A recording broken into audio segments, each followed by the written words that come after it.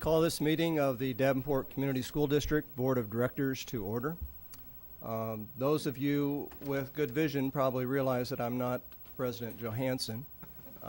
Ralph is off on travel this week and has asked me to do what all good second stringers do and fill in, so that's what I'm doing tonight.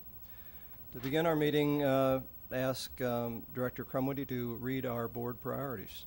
Certainly, Mr. Vice President. Our first priority is to provide leadership and direction to improve the overall learning environment in our classrooms, schools, and district, including the health, safety, security, and happiness of students and staff. Second priority is to direct and support actions, programs, and activities which reduce the impacts of poverty on our students, their families, and our community. Thank you, Director Crumwoody. And Director Snyder, our mission and vision statements. Yes, Mr. Vice President. Our mission statement reads, to enhance each student's abilities by providing a quality education enriched by our diverse community. And our vision statement reads, education that challenges conventional thinking, prepares all students to compete in a global society, and inspires our students, parents, our staff, and the community to answer the question, what if? Excellently done. Thank you. First up tonight is an event that we look forward to every year, and that's the award of scholarship presentations from Davenport School Foundation. So, Mr. Bowers? Thank you so much, and good evening, everyone. I'm Norm Bauer. I'm the Development Director for the Davenport Schools Foundation. Now, since 1987, we've been operating with the mission statement to provide resources to enhance the educational opportunities and experiences available to students in the Davenport Community Schools. One function is to provide scholarships, of course, but as you board members know, but some listeners may not, we operate the Great Minds program that funds mini grants for individual classrooms. We provide money for speakers, experiments, unique projects, and field trips. We also do district-wide programming with the DCSD curriculum department for grades K to 8. Every student in those grade levels goes to places like the ballet, the symphony, the Figge Art Museum, Nahant Marsh, Niabi Zoo, and other community resources to truly enrich their learning experience. Now, coordinated by Program Director Jennifer Wyanoff, this program makes our offerings unique in the Quad Cities, proving yet again that we truly are a district of distinction. Our 15-member board is represented here tonight by Manny Fritz, and he's also one of the co-chairs of our scholarship committee. I also want to take a moment, a little nepotism here. I want to introduce my wife, who has put up with this part-time job for 7 years. Linda Bauer is here tonight. Glad to have her here.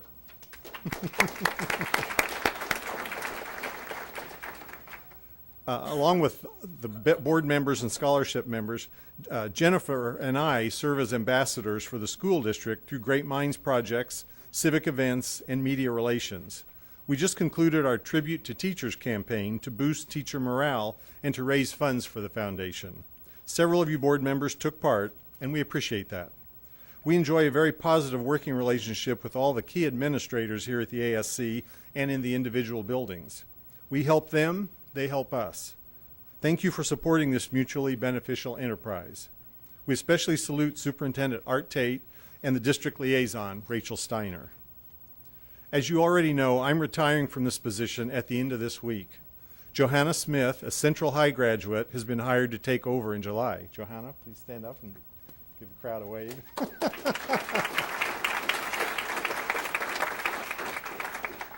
Now, I can look back over the 7 years with DSF with pride and strong sentiment.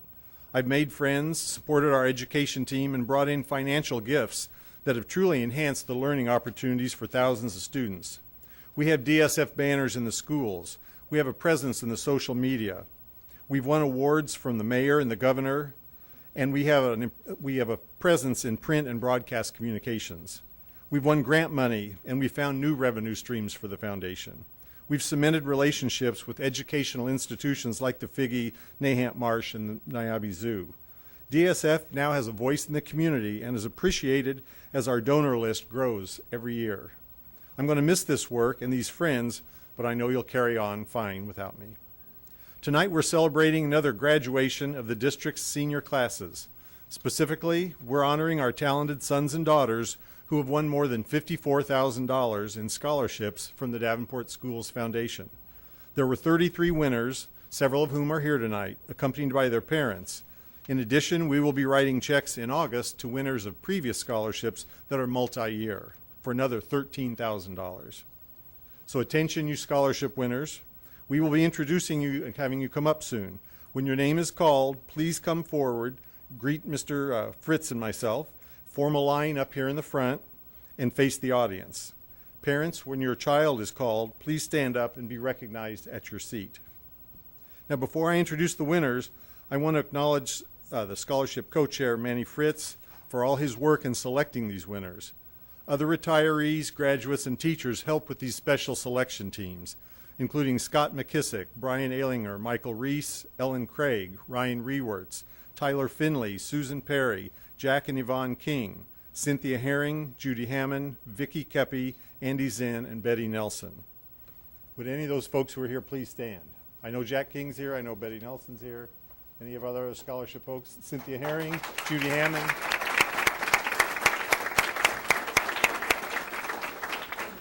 Now, these folks represent a much larger team of volunteers who take part in that evaluation process. I appreciate all their work as well. And I must offer a special salute to our many donors who create and add to the scholarship monies each year. They play a quiet but very significant role here tonight, and we truly appreciate their vision and generosity. I want to talk briefly about a new scholarship we are presenting for the first time. The Central High School class of 1964 had its 50-year reunion last summer and celebrated by raising $30,000 for a scholarship. Tom Kettleson is representing that group here tonight and has joined the scholarship committee in the future. Tom, please come forward and present your class scholarship at this time. Hi, folks. Yeah. Good afternoon, good evening. My name is Tom Kettleson, and I'm a proud graduate of Central High School class of 1964. Last year, I was co-chair of the class reunion, 50-year class reunion, and we set a goal for ourselves to raise $10,000. Well, guess what happened? We blew away that $10,000. And in about two and a half months, we were able to generate over $30,000 that we gave Norm a check on our evening reunion dinner. So this will generate a $2,000 annual scholarship fund for a future teacher from Central High School. And this year, the recipient that we've chosen, based on many candidates, is a young lady by the name of Grace Shebler. Is Grace here?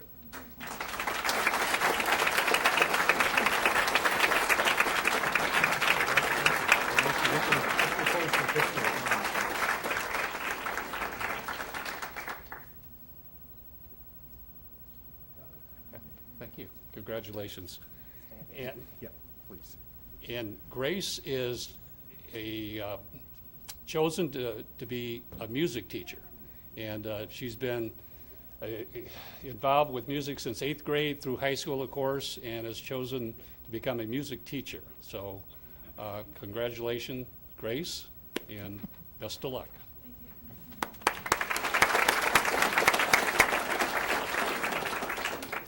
Other changes in our scholarship program this year included the increase in awards for the Tate Scholarship from $12,000 to $14,000 over 4 years, thanks to a gift from Ralph Tate.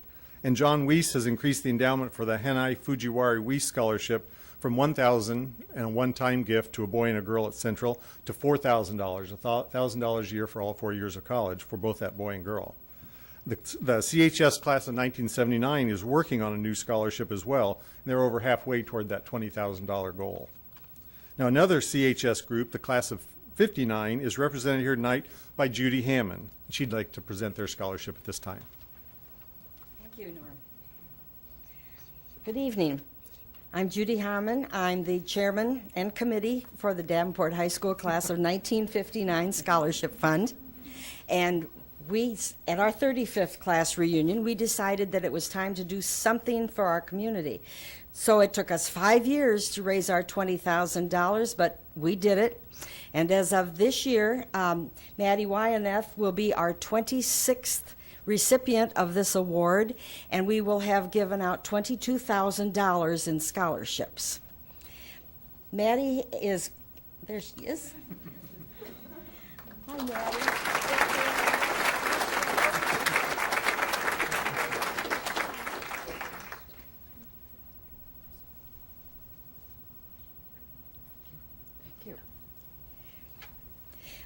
Maddie is number one in a class of 335 students, and she's graduating a year early. She is a classically trained ballerina, a 4-H grand champion in fashion, clothing, photography, and visual arts. She's volunteered at the Humane Society since 2004. She was just a mere child. In the fall, she will be attending Augustana for pre-veterinarian medicine. We're very proud to give our scholarship to you, Maddie. Thank you, Maddie.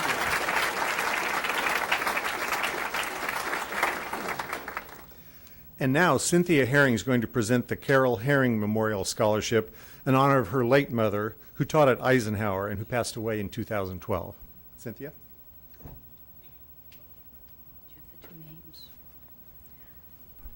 Esteemed members of the board, friends, family, students, parents, this is an exciting night. We're very excited to present the Carol Herring Memorial Scholarship Awards for this year.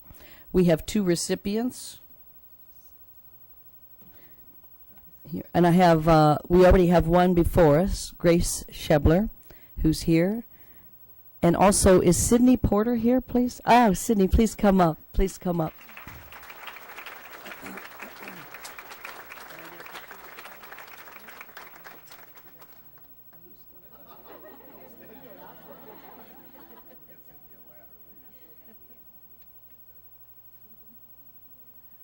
Anyway, it was very exciting for me to choose these recipients because my mother absolutely loved children. Anyone who knew my mother, Carol Herring, who was a teacher for many, many years at Eisenhower Elementary, knew that, you know, she just had a heart and soul for kids. And when I read their applications for the scholarship, I thought, these are our girls. Congratulations and good luck to you.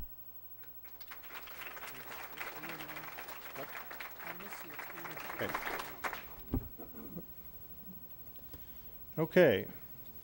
I'd also, at this time, I'd like to acknowledge Damon Colvin here. He's the branch manager of Midwest One Bank, and they're providing 2 $500 scholarships tonight.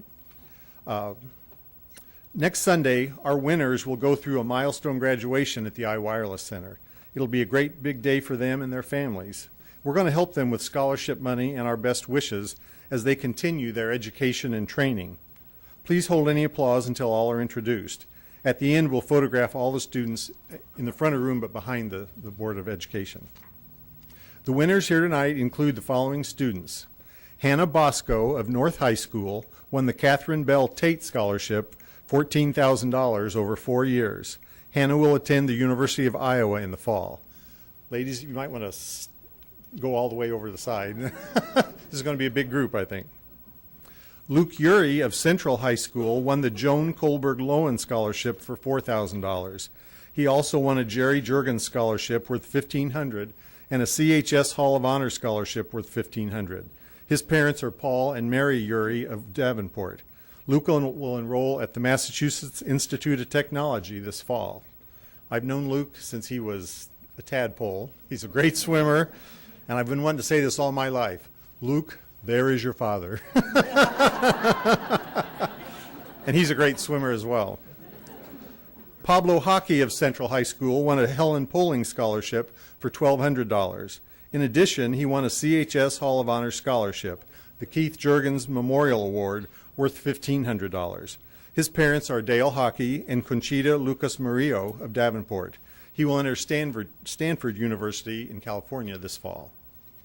He had to break Harvard and Yale's heart and say, sorry, I'm not coming. So, Rachel Garlock of North High School also won a Helen Poling Scholarship worth $1,200. Her parents are Brian and Lisa Garlock of Davenport. She plans to study at Iowa State University.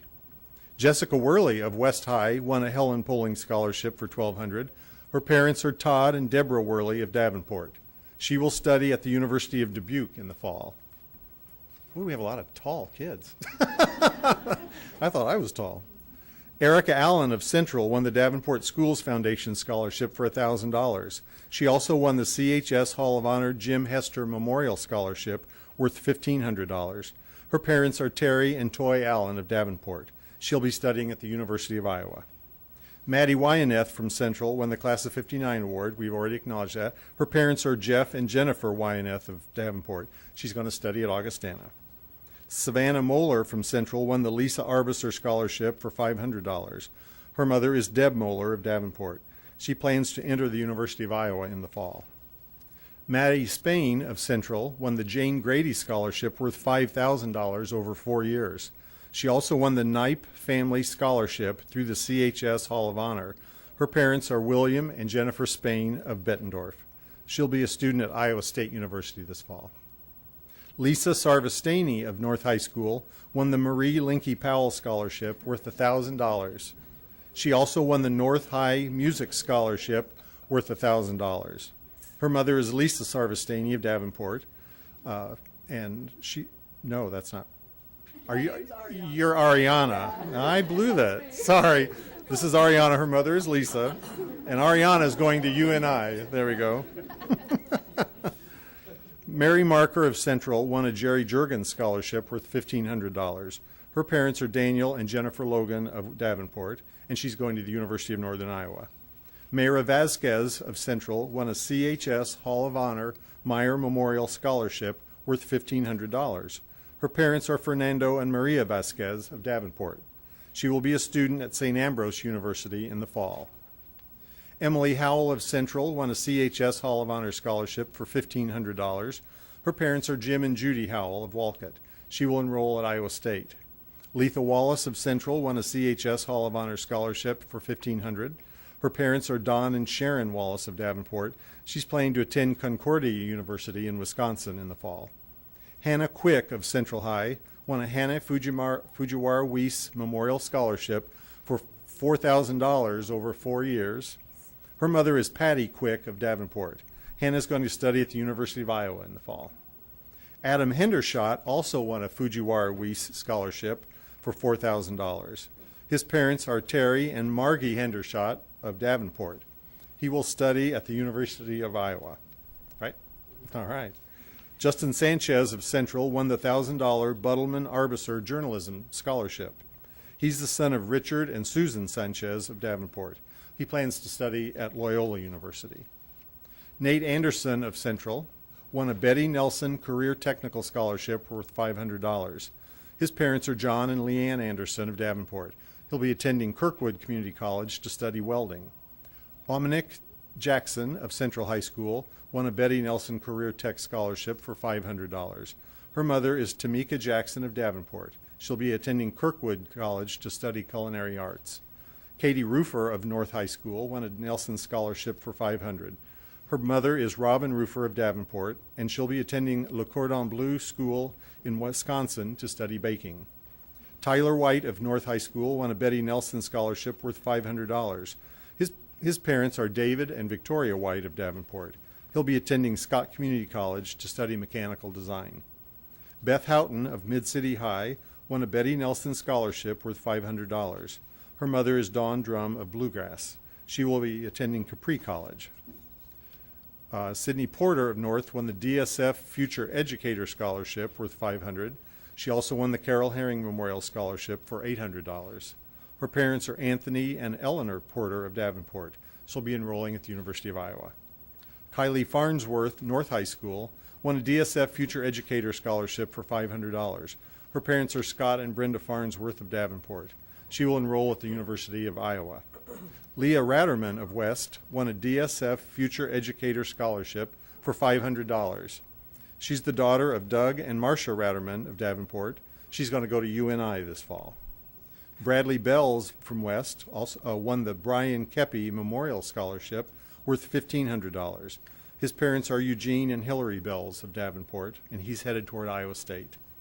Gabrielle George of Central High School won a $1,500 Mary Means Memorial Scholarship. Her parents are Vincent and Tracy George of Davenport. Gabrielle will study at the University of Iowa. Ben McCullough of Central High School won a $500 Midwest One You're the One scholarship to study business. He's the son of William and Peggy McCullough of Davenport, and Ben will study at Wartburg College. Mitchell Harkson from Central won the other Midwest One scholarship for $500. His parents are Rob and Lisa Harkson of Walcott, and he's going to study at Muscatine Community College and Western Illinois. Guadalupe Chavez of West won the West High Music Scholarship worth $1,000 and the Jack King Scholarship, the Music Scholarship, for $1,500. She's the daughter of Jose and Odelia Chavez of Davenport. She plans to study at the University of Iowa. Okay, ladies and gentlemen, please offer a round of applause for our scholarship winners.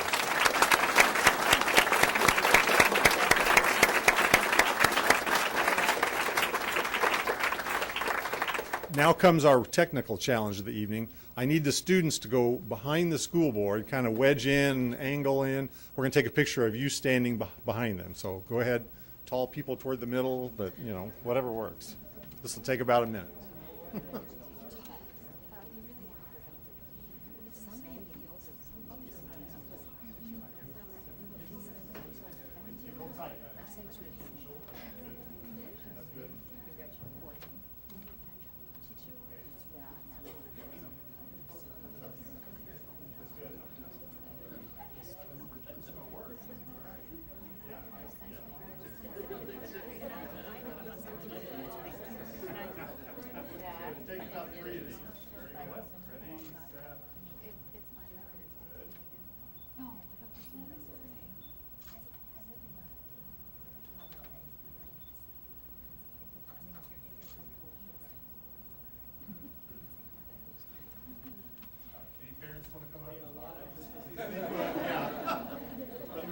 Come on.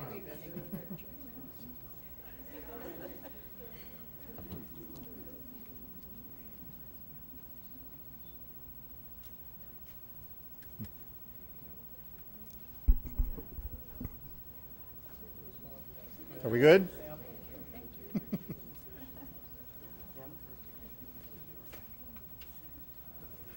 Okay.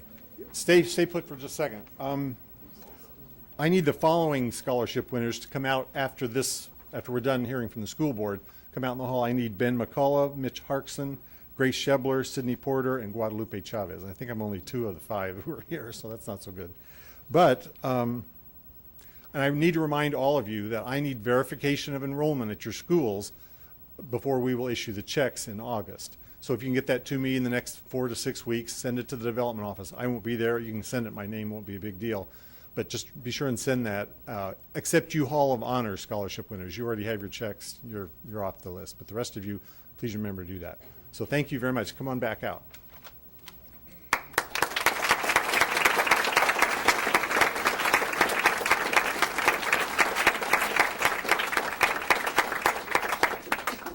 Mr. Kalul, do you have any remarks you'd like to offer? I do, but I think the other school board members may have a comment or two as well. I'll save mine. School board members, comments, reflections? I'll kick it off if no one else is going to. This is definitely, we've had meetings where it's not quite as much fun to be on the school board, but this is a highlight. All these young people with such bright futures, it's really amazing to see. You don't have to wait until your 35th or 50th class reunion to do a scholarship. As this gift is passed on to you, I ask you to look forward, and when you have some means of your own to pass this gift on to someone else. The foundation, we got to take a moment to hopefully embarrass Norm a little bit, has done amazing things and has been such a great resource for our students. And we're really, really glad to have him do this part-time job to help us out.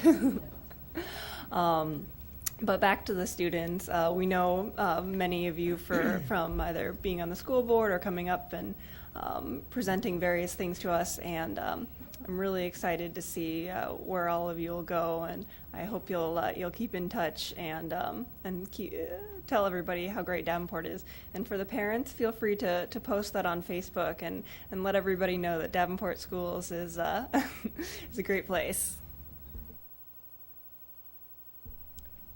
Director Crumwoody. Well, Maria took most of my words, but first of all, this is the highlight of the year for me being on the school board, and it's and I will certainly miss this recognition with all these scholarships, and also this coming weekend with the graduations, and of course midweek with Mid-City High School. It's a great week. That's what has made it fun for me being on the school board, and I will truly miss this. I want to congratulate not only the students but the parents and the faculty and staff that have helped all of you throughout the years. You know, the Herring Scholarship brings back many, many memories because both of my children had Carol in kindergarten. So we will always remember her as an outstanding teacher in this district. But I want to congratulate all of you, and a special congratulations to Norm. We're going to miss you. Other board members? Director Snyder? I just wanted to congratulate the students and the parents. And for those students who are the oldest of your siblings, as you go off to college, please be patient with mom and dad as well, because this is an adjustment for you. This is an even bigger adjustment for them, I assure you. Enjoy. Congratulations. You've all worked very, very hard, and we are proud of each and every one of you.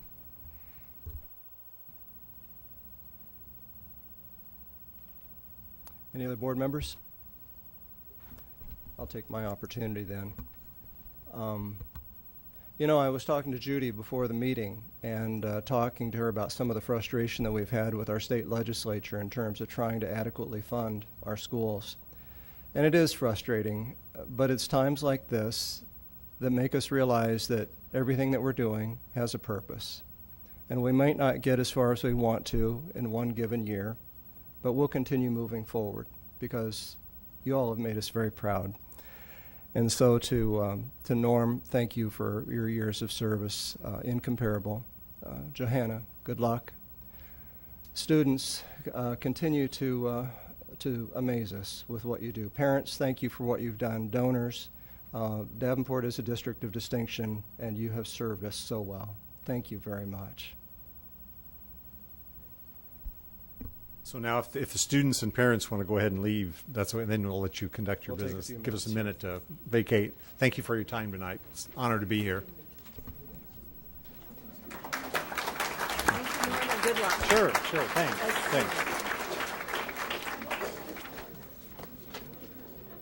Is this now when I'll be able to do the photos with them? Well, you know, we've got it. There's a $200 check in there from our shows yesterday and today. Oh, okay. We got the picture up here, so I think we'll just let that do it. Is that okay? Yes, that's fine. Okay. Thank you, Norm. Okay, yep. Were you in it? Oh, that's okay. I don't. It was so nice working with you. Oh, thanks. Sorry to see you retire. Well, But things you're not happen. sorry, are you? No, I'm going to Not be at all. okay. I'll be fine. So. Enjoy your retirement. Thanks. Yeah. Okay. Yeah. Carry these because I might end up grabbing a shot or two out here. I don't think Mr. Colvin knows.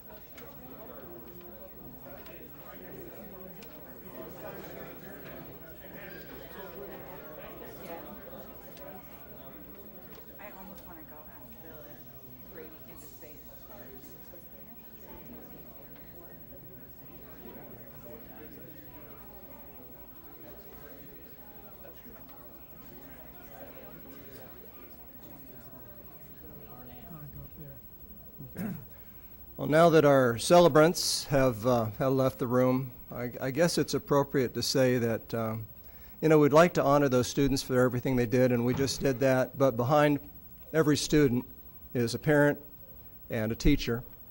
And our next recognition is going to be for those teachers who have earned the National Board certification. And Dr. Tate?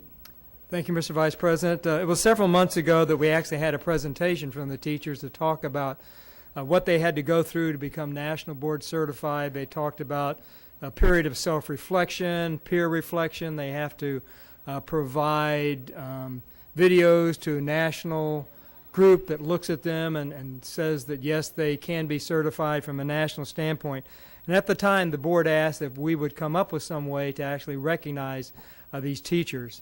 So tonight I'm going to show you the plaque we have, which says National Board Certified Teachers recognized to the gold standard in teacher certification. The National Board believes higher standards for teachers means better learning for students. And this board has the names of each of the teachers from our district who have gained that honor, and it will be put on the wall here in this room. So very nice piece to recognize all the teachers.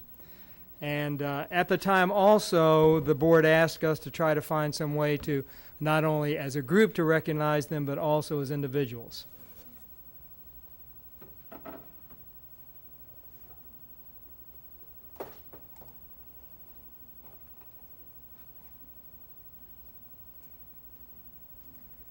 So what we have is something they could put on their desk. I think if they're elementary teachers, they may want to put something around it to make sure it doesn't fall off. Says presented to their name in recognition of your National Board certification in, and then it mentions what the certification is and the date. So tonight I know we have several teachers here, so I'll call you up one at a time, and Director Kuhl will actually give this to you. I'm going to put it back in the box. I'm not going to hand it to you like this, but they all look like that, I promise. And thanks for being here, and congratulations.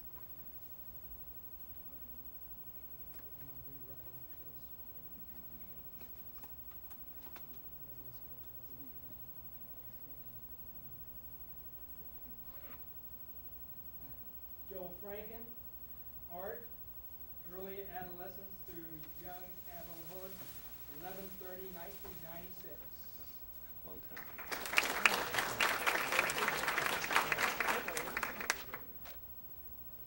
And I'm not sure if they're all here, but I want to read each one. And this is Janet Corcoran.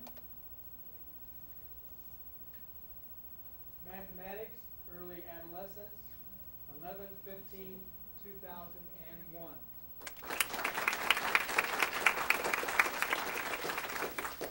Stacy Jancy.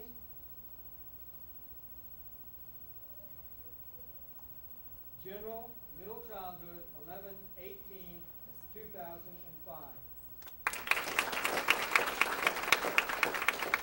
Terry Toppler.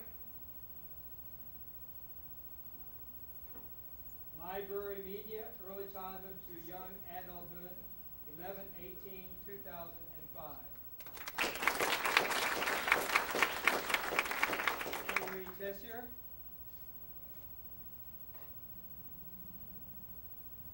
English is a second language, early and middle childhood, 11/9/2007.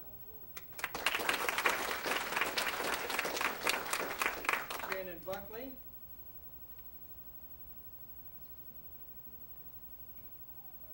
Mathematics, adolescence, and young adulthood, 11/20/2009.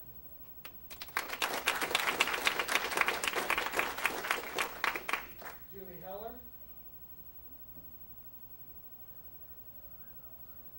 Exceptional needs specialist, early childhood through young adulthood, 11/20/2009.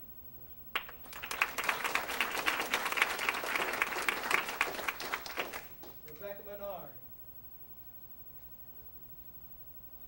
English is a second language, early adolescent to young adulthood, 11/20/2009.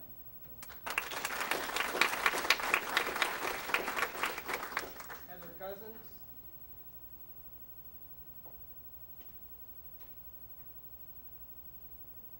Mathematics, adolescence, and young adulthood, 11/19/2009. 2010.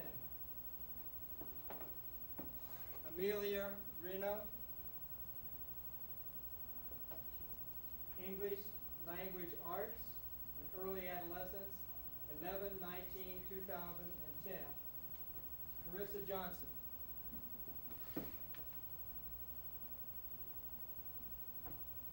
Exceptional Needs Specialist, Early Childhood through Young Adulthood, 11/23/2013.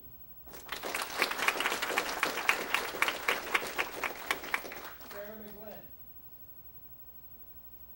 Literacy, Reading, Language Arts, Early and Middle Childhood, 10/30/2014.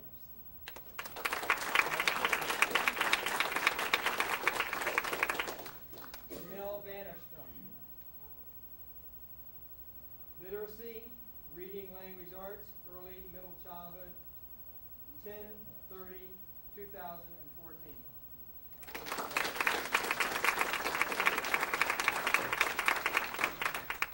That completes the presentation, Mr. President.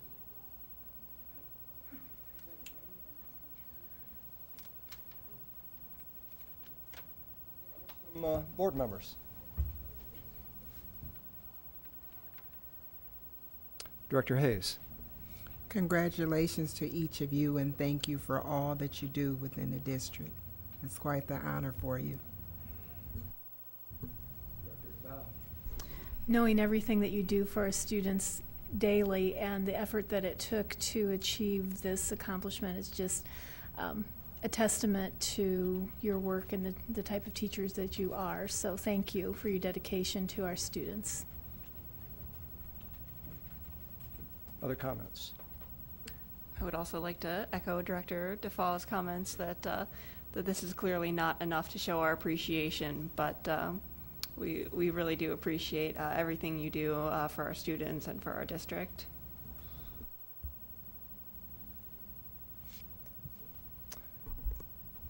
Well, yeah, again, thank you very much. Director Sherwood, before he passed, and I went to a meeting at St. Ambrose. Rebecca Bernard was there, I know, and understanding all of the things that certified teachers do is just amazing, and the passion that you must all have before you even start. But then I think what happens is that some of that passion is organized in ways that you might not have thought of before, and my hope is that that the teachers that we have who have been nationally certified, I believe that leadership is passing on to other teachers, if by no other way through modeling, and that can't help but be the case. So thank you all for what you've done for the district. The time that you spent, the efforts that you've made, result in things like we've seen here tonight with our students. So thank you very much.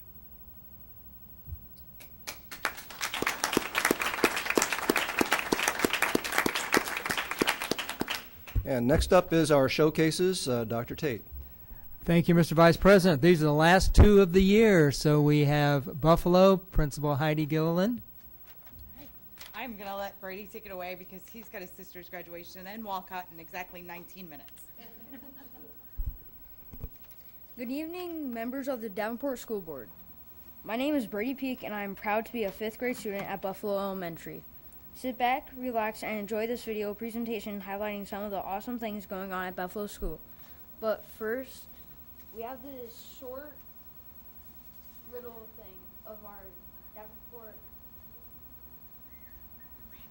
Random Acts of Kindness chain.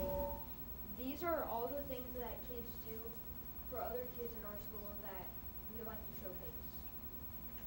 And what they wanted to do was showcase their actual chain, which wrapped around the entire building. I said, I can't get that to the 3rd floor. So this is just a small sampling of their random acts of kindness. Thank you, Brady. Thank you very much. Thank you.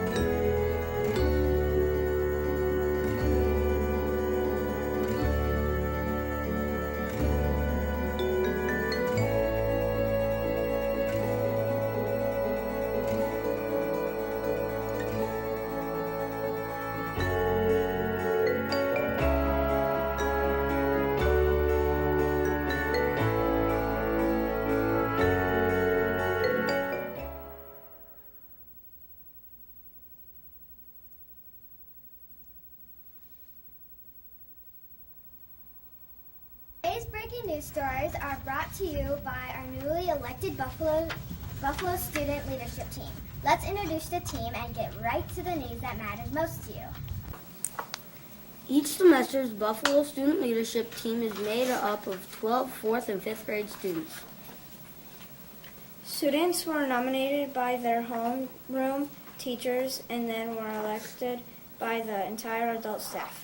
These students demonstrate the life skill of caring, initiative, perseverance, and common sense, and the leadership of qualities of responsibility and teamwork.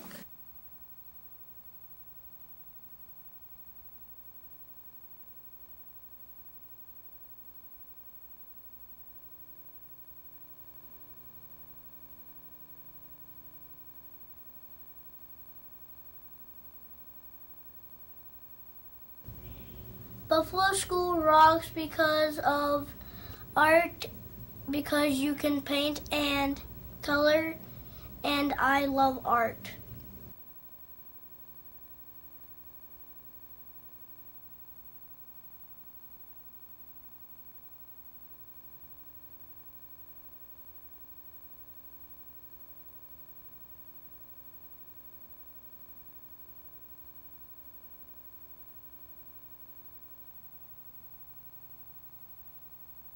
My favorite thing about the library is mystery, adventure, and fantasy books. My favorite thing was working on the Chromebooks.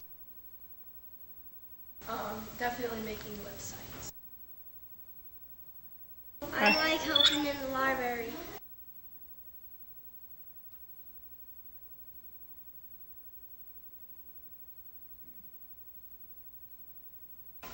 We read Kids' Choice Award books, and then we went to the Battle of the Books to compete.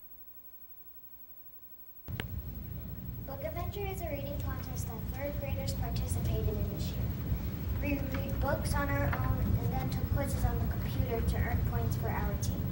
During the second quarter, Mrs. Bicknell's class competed against Machina's class. The boys took on the girls for third quarter competition. When the boys won, the girls challenged them again for the last quarter. Book Adventure is fun because we can earn points for our team and win prizes at the end. It is a challenge for us to read and remember what we read so we can pass the tests. Buffalo School rocks because we get to play the recorder and music and learn new notes.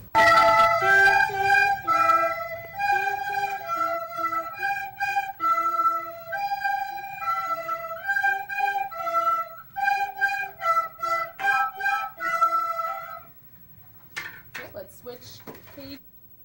Buffalo School rocks because we do stuff in gym like Scarecrow, Scramble, and we get rewards on the place we get in the race.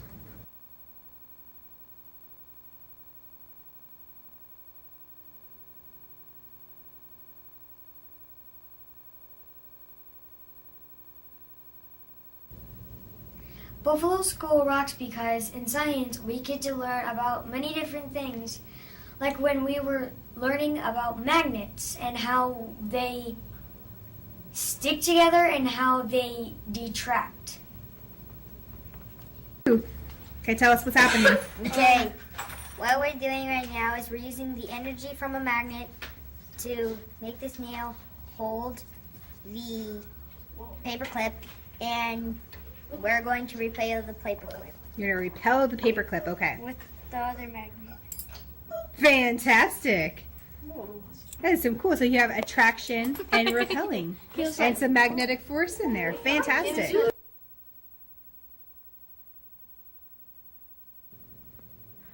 One thing that I loved about BizTown was that it really helped me, and it inspired me with different jobs that I could pick in my future, so that I didn't just have one choice that I really wanted or something. So I had a variety.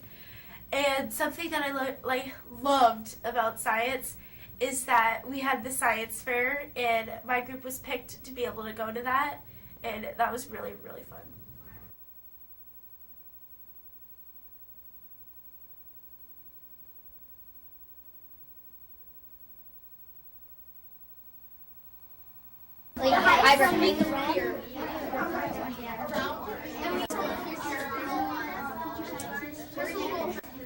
So does any of these colors like mean bad or anything?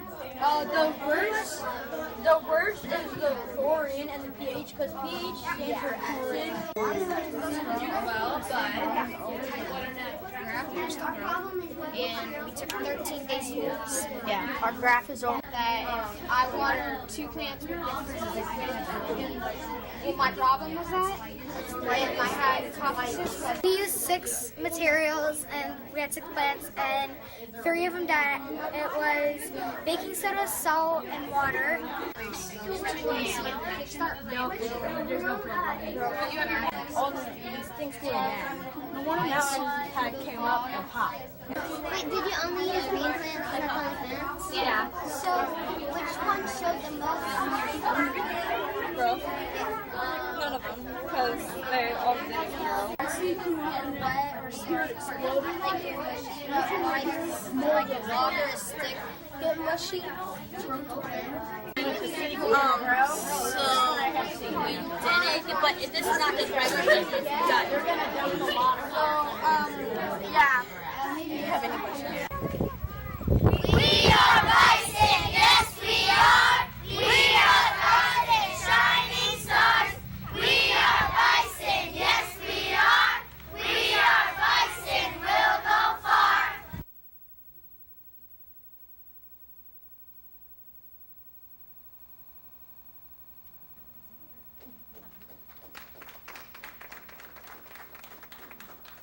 We hope that you enjoyed some of the highlights of the things that we've done at Buffalo School.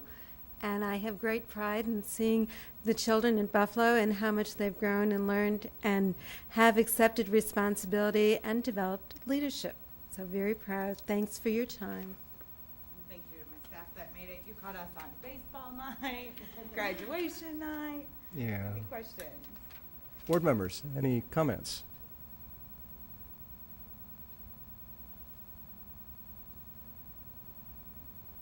Director Crumwoody? Well, thank you for the presentation, and that was a nice overview of a lot of different things that you're doing out at Buffalo, and keep up the good work. Thank you for sharing. Anybody else? Director Hayes? I thought the interesting trivia was important. I didn't know any of those things about Buffalo, especially the wrestler, and my grandchildren love the WWF. Well, he is the winner right now, so. Yeah, when they showed that picture, I thought maybe it was me at first, but then I realized it wasn't. I think that every time there's a new one posted to the fridge. Yeah. Well, thank you so much for the presentation. Appreciate it. Some real videography going on there, and maybe some potential candidates for the Creative Arts Academy, it appears. One additional thing I think is Buffalo was the first county seat west of the Mississippi. Another great thing about Buffalo. So thank you very much for the presentation tonight.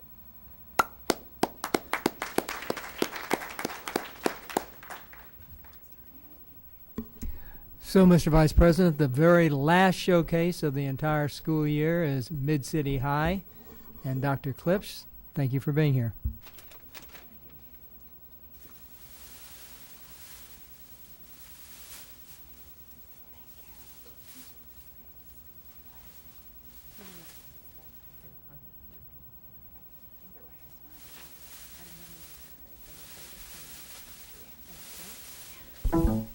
All right, thank you very much for having us. There is a lot to celebrate at Mid-City right now.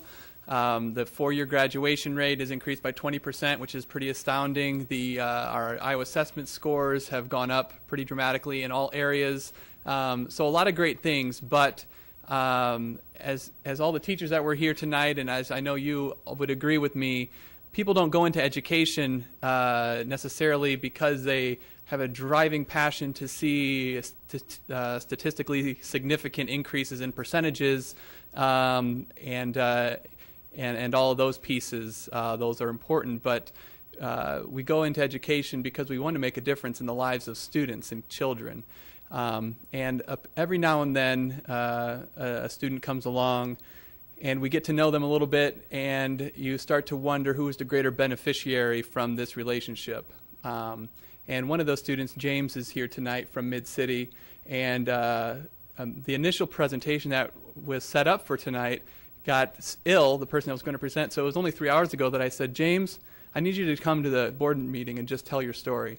And he said, fine, but can I bring my baby? And I said, sure, bring your baby along. And there's been a baby back there the whole time. I mean, that's an amazing kid.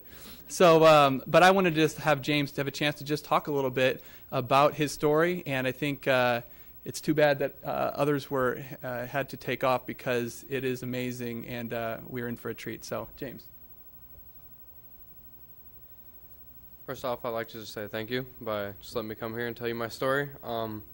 I didn't start out at Mid-City or anything. I started out at West High School, and I didn't really like the environment that they had. I didn't like the big classes. I didn't like how long the classes were, and I felt like I just wasn't getting enough attention towards my education, really. So about halfway through my high school career, I decided to switch over to what was Kimberly Center East, and I actually had a good time over there. Perfect, honestly. The classes were shorter. You got a lot smaller classes, so they had a lot more one-on-one time with you, and you could honestly just get your work done a lot faster. I mean, if you needed help, it was right there. There was no waiting, nothing. It was just right there. And then when we transitioned over to Mid-City, it got a lot greater. I mean, there were a little struggles in the beginning because it was new, wasn't used to it, you know. I mean, everybody has that. But after a while, you get used to it, and you're just kind of like, well, you know, this place isn't too bad. So, I mean, I was kind of pushing pretty hard towards graduation, and I was hoping I was going to graduate in December. But, I mean, now I walk tomorrow, so, I mean, hey, you know, you're still graduating. I'm not too disappointed with it.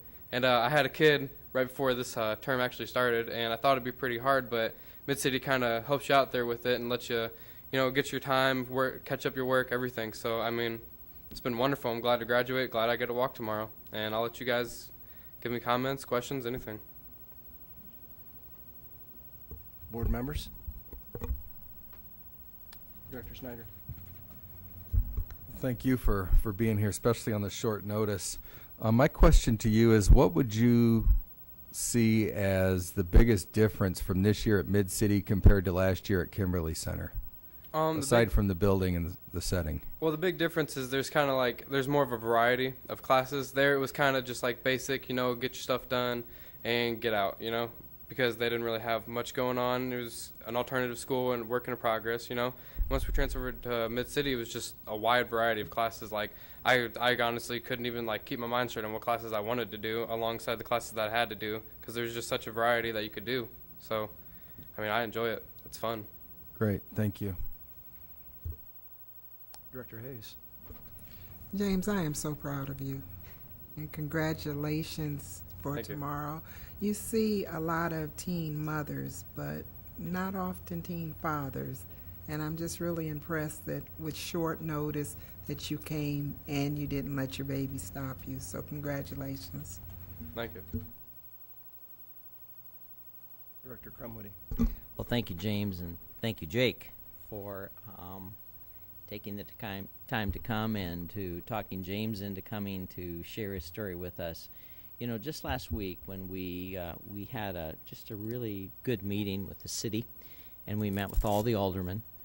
And Mike Madsen, who used to be my alderman, but now is the alderman in the area where Mid-City is located, was sharing with us that he has some of his meetings over at Mid-City, and even the neighbors were not too aware of what was going on over there, and what the program was all about, and what the facility was, and gee, they're building this. What are they building over there? And they're building a new gymnasium, and I just think there's so many good things happening in that facility and in the programming that's being done, and I hope all of us in this community can spread the word and share stories like yours, James, because it is a unique situation, and we're certainly very fortunate to have such a program in our school district. So thank you for your sharing, and thanks, Jake, for your leadership. Thank you. Director Dickman. I have to ask, what's the baby's name? Her name is Kaylee Rose. Well, I'm also very impressed that you are apparently a very active father. I think that that's phenomenal. I wish that we saw more of that.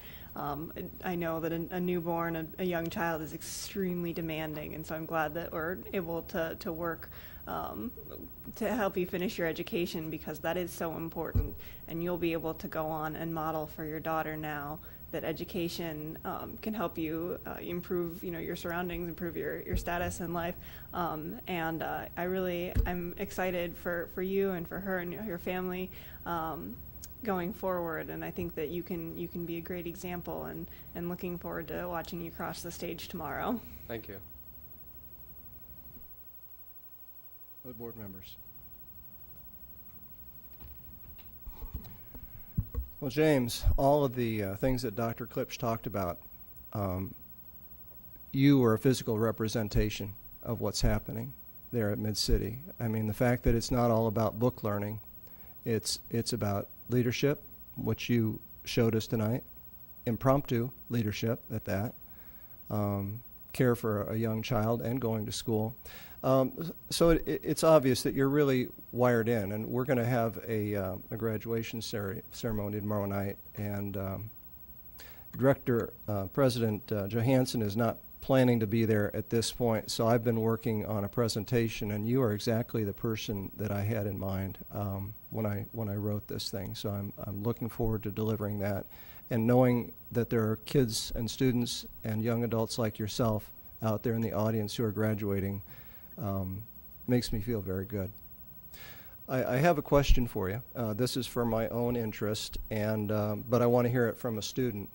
Because you transferred from Kimberly Center and you moved into a fantastic building.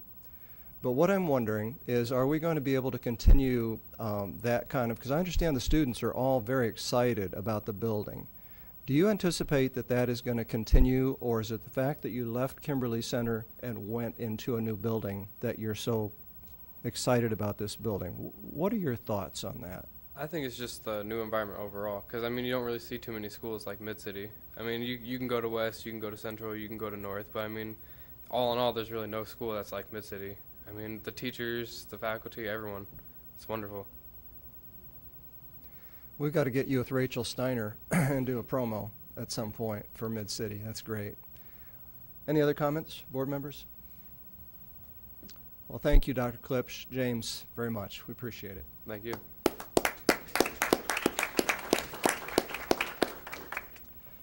Next up is upcoming events. Director Hayes. May 27, Wednesday at 7 p.m., Mid-City Graduation Ceremony, Galvin Fine Arts Center, St. Ambrose. May 31st, Sunday Graduation Ceremonies, 11 a.m. West, 2 p.m. Central, 4:30 p.m. North, iWireless Center. June 1, 5:30 p.m., Committee of the Whole, the Jim Hester Boardroom. June 2nd, 3 p.m., Legislative Advocacy Committee, Executive Boardroom. June 3rd, 4 p.m., Policy Meeting, Executive Boardroom. June 8th, 6 p.m., Regular Meeting in Jim Hester Boardroom. June 16th, 5:30 p.m., LZAC ASC Jim Hester Boardroom.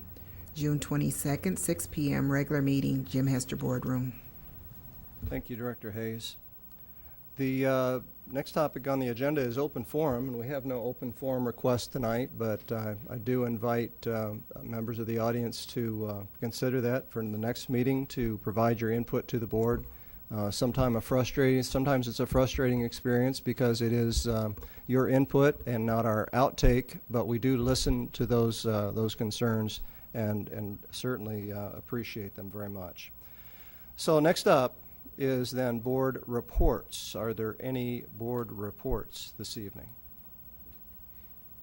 Director Snyder. After our last meeting where we had those young people here from the SWS School Within a School program at SMART, I went to their classroom and visited them in their classroom and had about a half-hour conversation with them and kind of had a fun time talking about what they liked about the SWS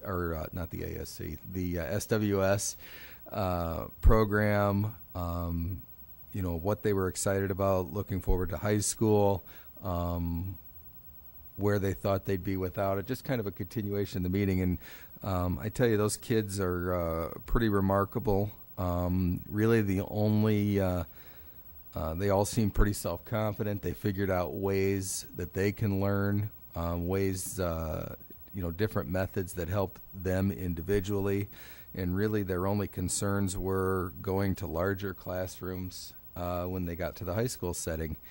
And we had some talks about that, and it was a great afternoon, and it was fun to see them here talking, but it was great to see them in their classroom.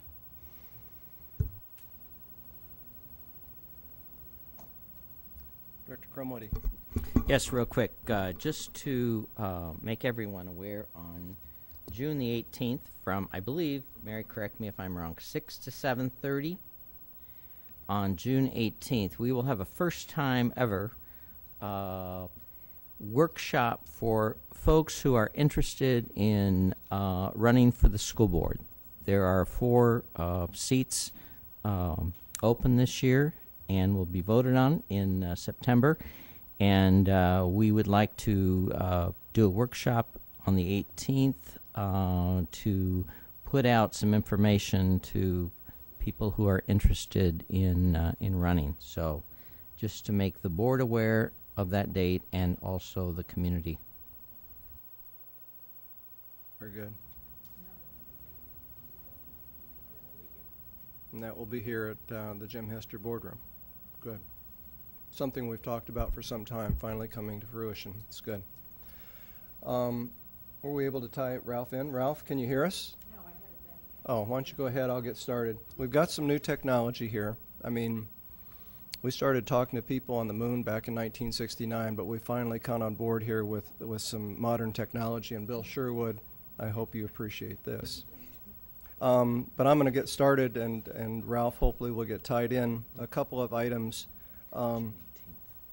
The Creative Arts Academy Gala was held at the Figge Art Museum on the 12th, and Superintendent Tate, myself, and Director Dickman were there for that.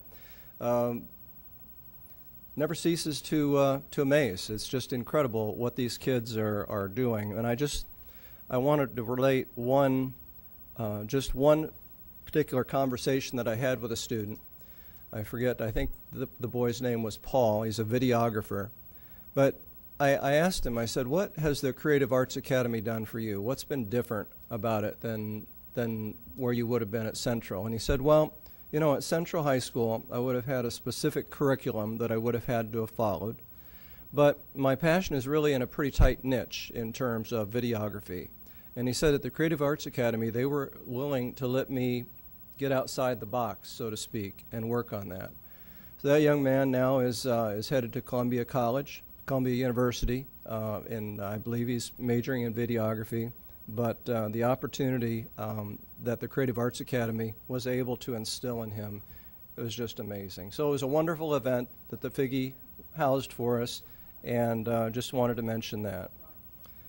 The second item that I wanted to bring up, Ralph, are you with us?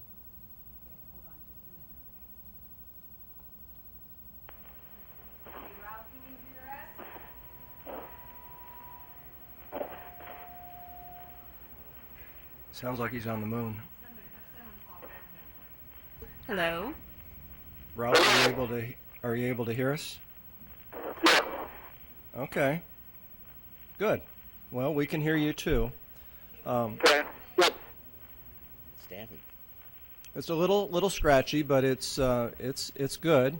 We're just doing board reports right now, and I wanted you to be online when we talked about the ISFAS conference that you and I attended last Thursday. Ralph and I went to visit to do a panel discussion on advocacy in West Des Moines at the Marriott with the Rural School Associations of Iowa. This is an organization that Margaret Buckton is a lobbyist for, in addition to the Urban Education Network. And she asked us if we could come down and do a panel discussion on advocacy. So we went there with another smaller school district and had a good panel discussion. Surprisingly, with all superintendents. There were maybe a scattering of board members, but mostly it was superintendents. So it was an opportunity for us to further expand the message that we've been working on locally here and with our legislators in Des Moines. So, Ralph, is there anything else that you want to say about the panel discussion in Des Moines, in West Des Moines? Excuse me. The only thing that I would say is that I'm so thankful that our legislators are doing a great job over there in Des Moines in understanding what's going on. Yeah. Ralph, could you try maybe turning down the volume on your cell phone? I can do that, except that then I probably won't hear you. That's a little better. Yeah, I can hardly hear you now, though. That's perfect there. We're working on it from our end, but in the interim, we can hear you now. So go ahead. Start from the beginning. No, I probably better not say anything. It was a good experience, and I think Margaret and this did a great job of putting together that. Okay. All right. We'll continue to work on that sound, but what I hear you saying is that Margaret Buckton, our UEN lobbyist, did a great job up there along with Larry, and we enjoyed it very much. It was a good chance to talk with people who wear different moccasins than we do from the rural districts, but some of them had the very same issues that we have in terms of inadequate funding for schools and discrimination against low-value property districts. So we had a good time there in West Des Moines. Are there any other board reports?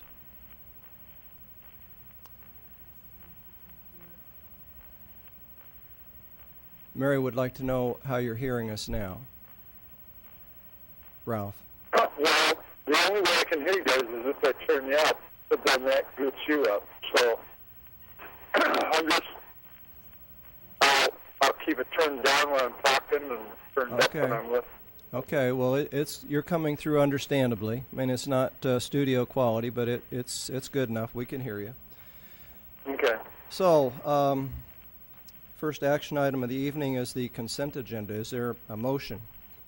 Mr. Vice President, Director Crumwoody, I move the consent agenda as presented by the administration. is there a second? Second. The motion has been moved and seconded to approve the consent agenda. Is there any discussion? Seeing none, I'll call for the vote. Director Crumwoody? Yes. Director Dickman? Yes. Director Hayes? Yes. Director DeFow? Yes. Director Snyder? Yes. And Director Johansson? And my vote is yes. The motion carries.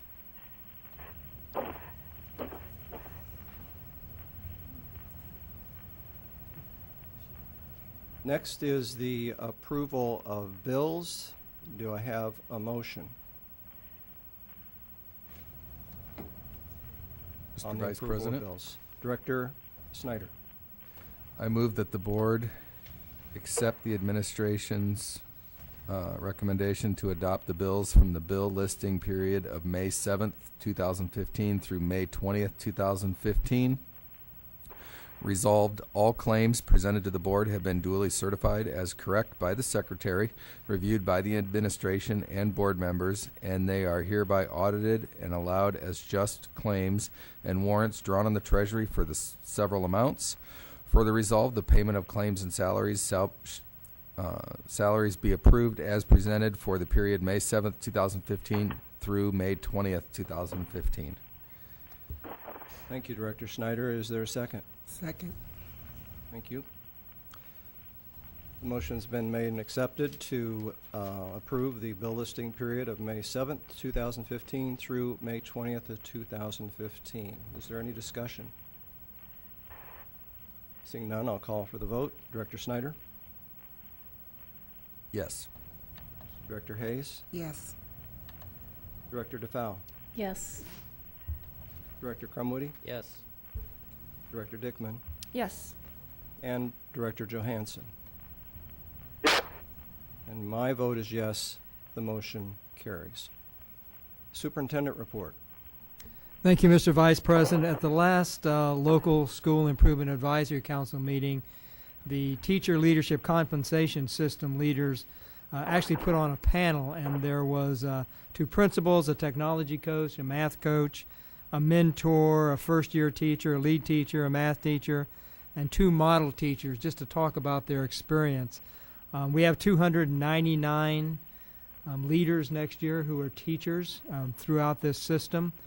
And I was very, very impressed with Julie Heller and Carrie Johnson. You saw them both tonight on the job they have done this last year, but also the way they conducted the panel. And we have it on tape because it was just a great testimonial for how effective the system is and how it is making a difference in the schools and the classrooms.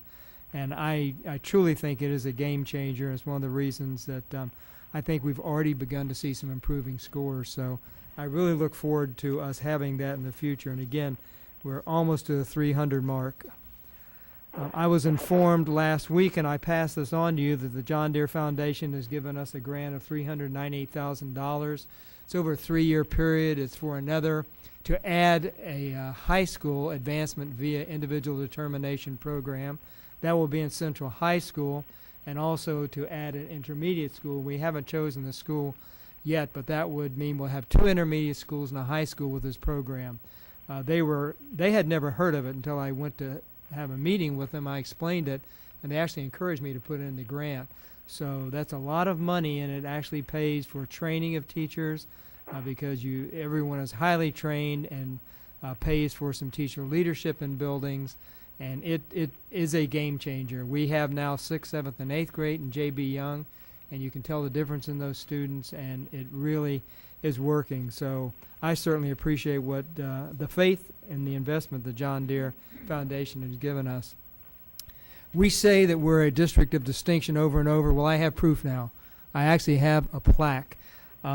It's for the districts of distinction, and the district administration magazine actually decided to do this several months ago, and I happened to be with the editor when he did that, and I said, I've already got that. You can't call it district of distinction. He said, well, we're districts. There's more than just one. Anyway, we were among the first 49 out of hundreds of people nominated. It was for cutting our dropout rate in half. We had to actually put in a write-up, and so we do have that we're one of the districts of distinction in the nation. And that concludes my report for tonight, Mr. Vice President. Great report. Thank you. And now on to action items. We have 2 tonight. The first is the approval of the bid for West Locker Room renovation. Do I have a motion? Mr. President, or Vice President, Director Dickman. I move the administration's recommendation that the board approve the lowest responsible or responsive bid of $745,900 from Estes Construction of Davenport, Iowa for the West Locker Room renovation project. Very good. Second? Second. Thank you, Director Hayes. Ms. DeFow. Oh, I'm sorry. It's okay. Sorry. It's been moved and seconded to approve the bid for the West Locker Room renovation. Is there any discussion? Director DeFow. It's a fairly significant range in the bids that came in. Do you want to speak to that at all? Well, we're finding several of the bids that we've opened recently, we've had a similar range. Usually we'll have the low bid, and then we'll have 2 or 3 that are quite a bit higher, and I think it's kind of a reflection of the current bid market. There's a lot of work out there, and folks who really want a job bid competitively, and folks who will accept the job, put a number in, and sometimes we see a wider range. And on several of our recent bids, we've seen similar kind of results where there's been a wide range. And was the $745,000 within the scope of what you expected in terms of the project cost? I expected this one to be a little bit higher. I was thinking that it would probably be more closer to $1 million all told. We got very good bids on the work itself. This does not include design fees, and there's also some $20,000 or $30,000 of some additional work, some graphics in the locker room and things like that that are not included in this construction bid price. And so that'll come back to us at a later time, or? Those will be bid separately, and then depending upon the bid amount, they would go to the CFO or to the president or to the board.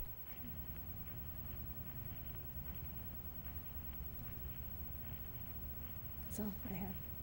Any other comments from the board? Other comments from the board? Seeing none, I'll call for the vote on the vote to approve the bid for West Locker Room renovation. Director Dickman, Yes. Director DeFau, Yes. Director Johansson? Yes?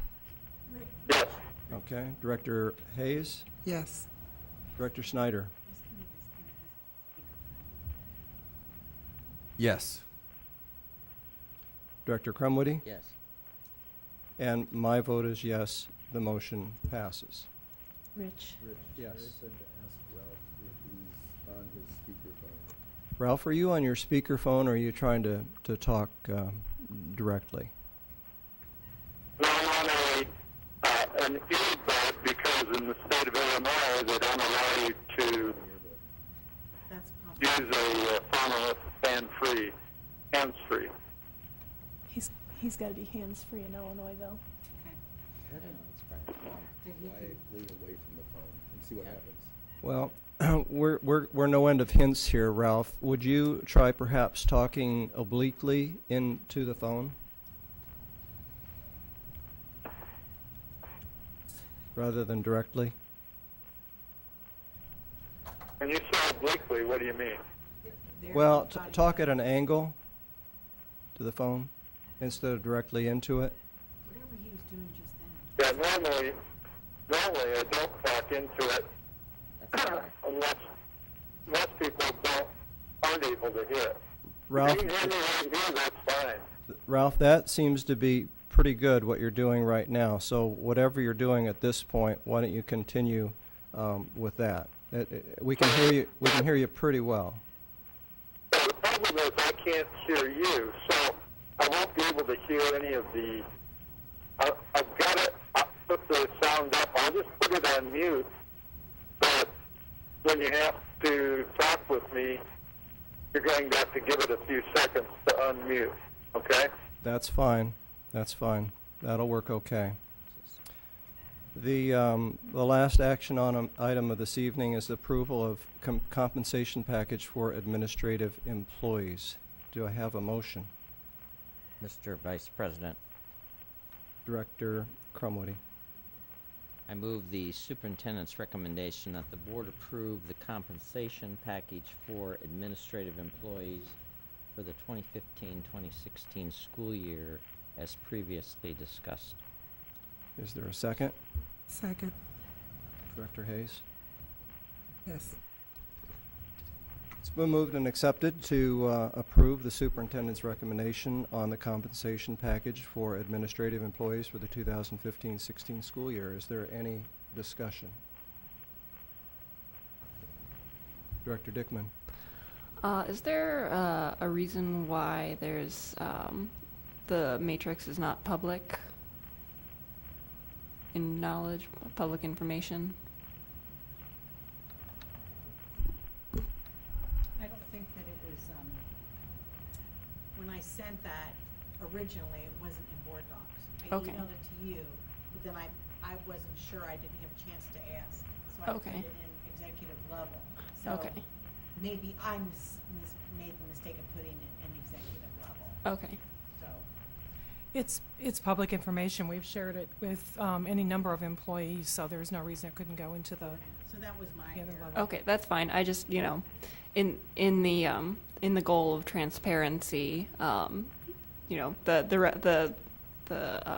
motion was, as discussed before, and if I was someone who's not sitting on the board who wasn't in the previous meeting then that doesn't sound very transparent. I mentioned during the initial meeting that I have concerns about the inequality that that furthers, because we're increasing salaries by approximately the same percent for our administrators as for our hourly workers, but 3% on close to $100,000 and 3% on $15,000 is a very different amount. So I am going to vote for this, but I wanted to share that concern. And then also, my other concern was about the transparency. That was it. Marcia, could you talk about the package?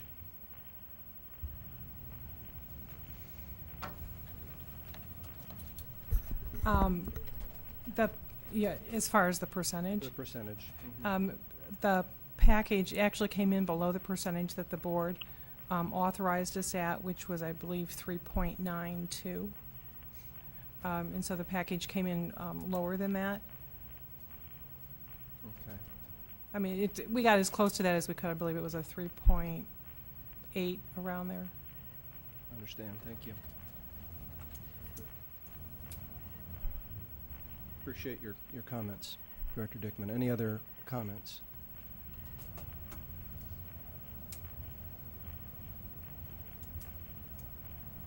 Director Crumwoody? No? Okay, the motion has been made and seconded on the superintendent's proposal for the compensation package for administrative services. I'll call for the vote. Director Crumwoody? Yes. Director Hayes? Yes. Director Snyder? Yes. Director Dickman? Yes. Director DeFow? Yes. Director Johansson?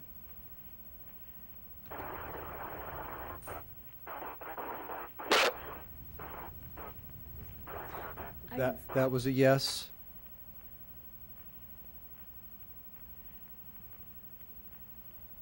That was a yes vote, President Johansson?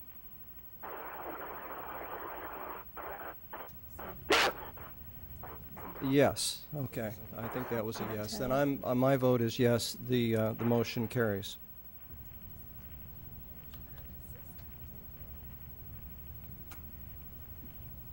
I think we're just gonna have to continue as best we can at this point. Okay, that's it for action items. Next is discussion item on central pool and auditorium. Dr. Tate. Thank you, Mr. Vice President. We will be bringing the bid packages to a vote at a special call meeting on Monday beginning at 5 o'clock.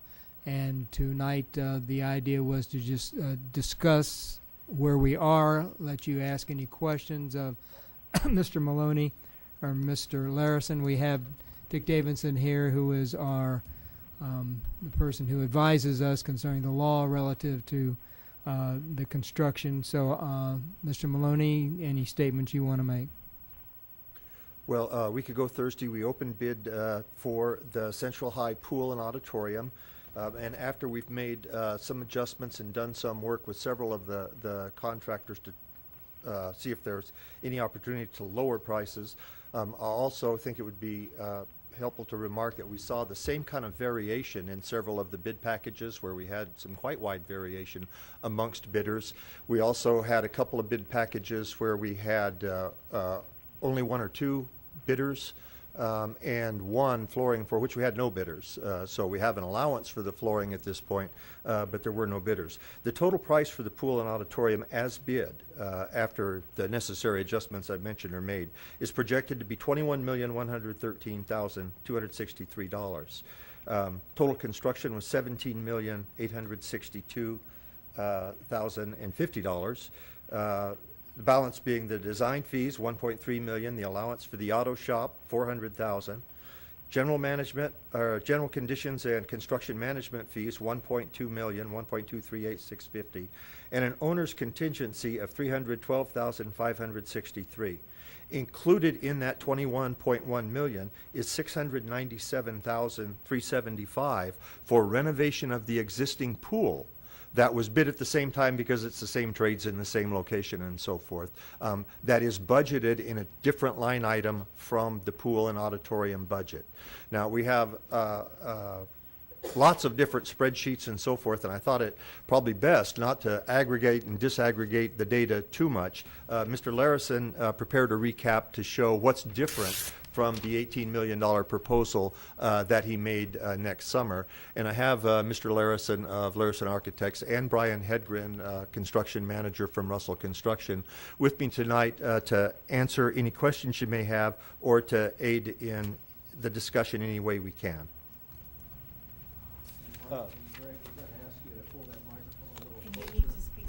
Pull that microphone a little closer. I believe Greg wanted to make a statement before the discussion started.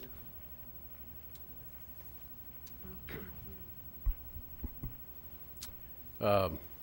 Maloney's provided you with the recap and the numbers, and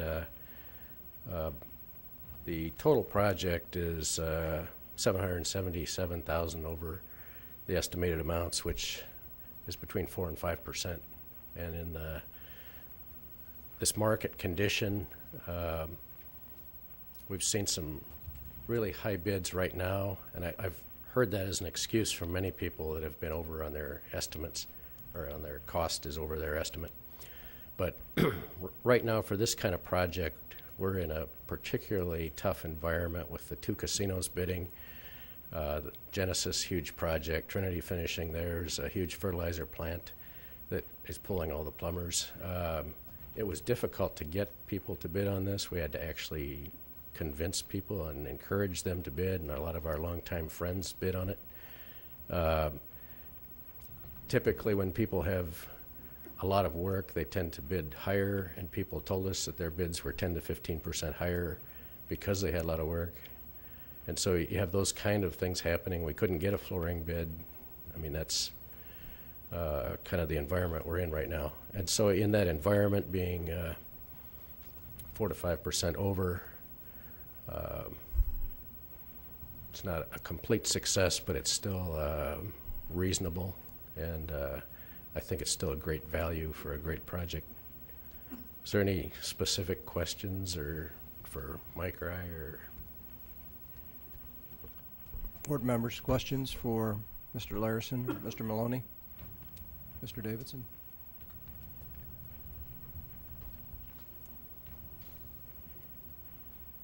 Director Johansson, are you with us?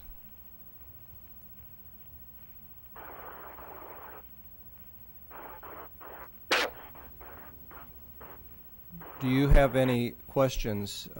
I'll let you know if we're not hearing you well, but I know that you had some thoughts about this agenda item.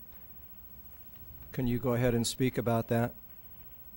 We have Mr. Larison and Mr. Maloney at the mic, and Mr. Davidson is also here. Were you talking with me?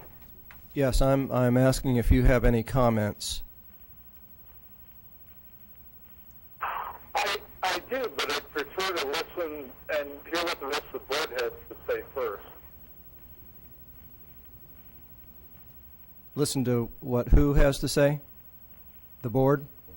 Very well. The board. All right, board members? Director Snyder. I was wondering if somebody could explain what general conditions fees are. Sure. The general conditions fees are what we refer to as the general conditions of the work.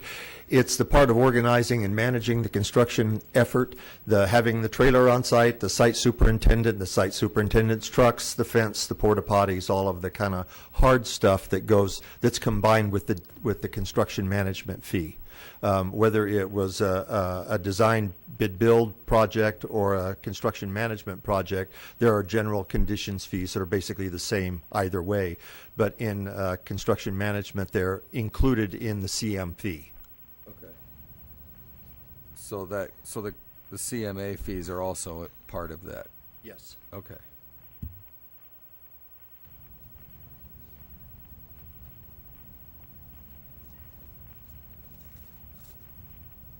Other questions? Yeah, but not right now. Board members, other questions, comments?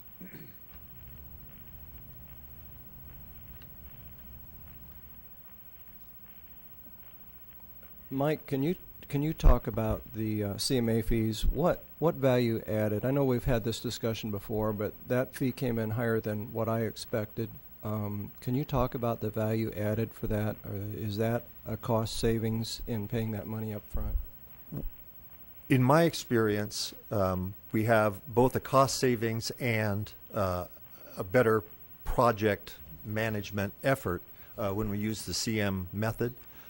There's a lot of research and a lot of haggling both ways on whether design bid build is more cost effective or whether CM is more cost effective, and you can find plenty of folks to argue on either side. My experience and some of the research that I rely on suggests that CM is just a better process. Included in the CM fee is all of the things that in a hard bid or a general contractor arrangement would be the overhead profit, the management fees, and all of those things that would be included in the general contractor's fee or markups on subs and so forth.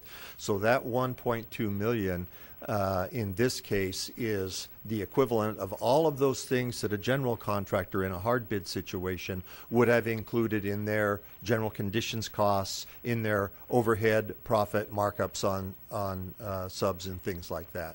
So you pay that fee one way or the other.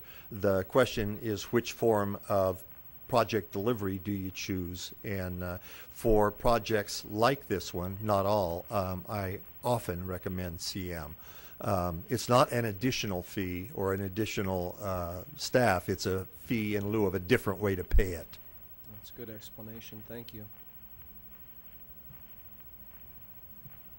Board members?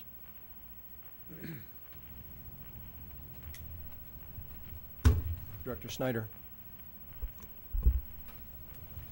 On the portion of the $697,000 for the renovation of the existing pool, has that always been lumped in with the new pool and auditorium?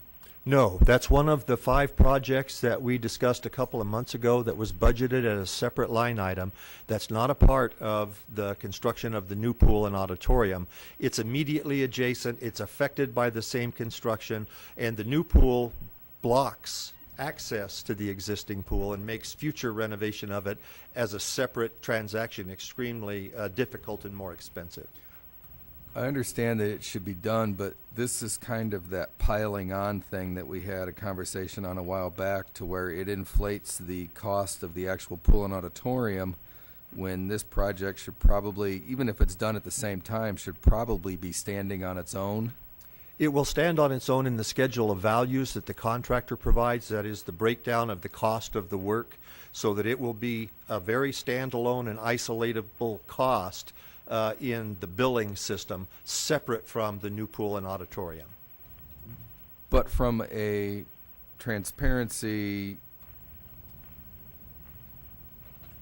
point of view right now, it's added in with the cost of the pool and auditorium, which is overinflating the cost of that by about $700,000. Yes, and that's why we called it to your attention. And I hoped to kind of disaggregate this in the most straightforward and simple way, so as to avoid that kind of confusion.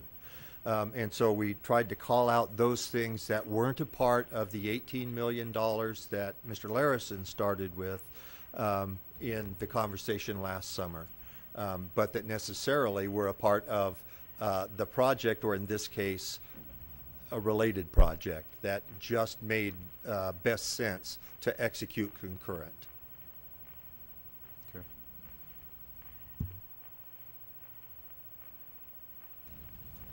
Director Crumwitty. Mike, I'm not clear, and I understand we had no bids on the flooring, so could that increase?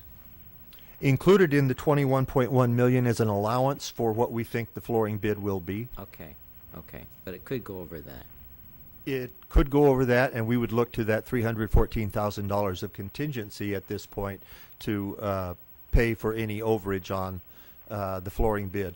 I don't recall the allowance. Mr. Hedgren, I'm sure, does. It's not a significant portion of the total. Okay.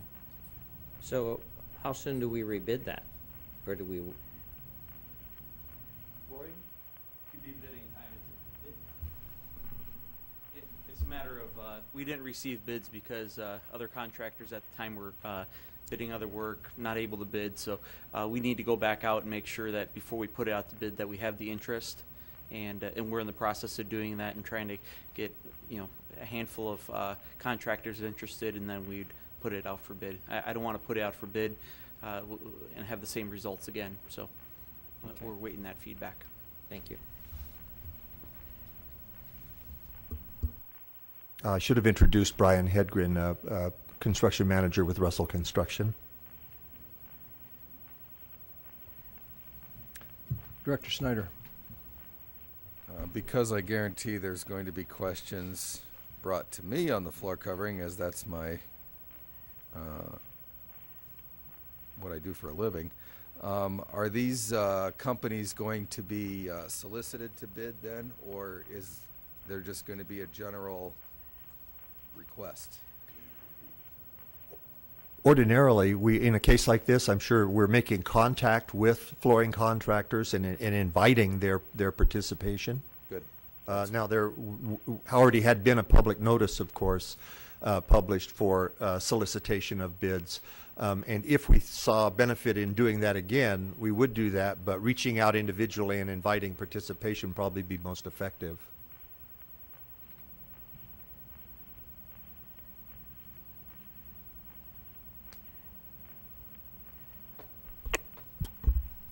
Superintendent Tate. Just because I need to understand where we've been and where we're going. The cost of doing the pool, the auditorium, and filling in the old pool is your $17,862,000, plus your designer fees of $1,003,000, plus an auto shop allowance of $400,000. The CM for $1,200,000, and the contingency of $312,000.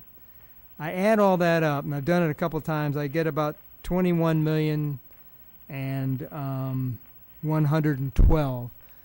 Just if I take $700,000 off of that to fix the pool, I'm still at $21,000 to build the auditorium and the pool. What am I missing? That's correct. And where do we say we're only $700 over the original?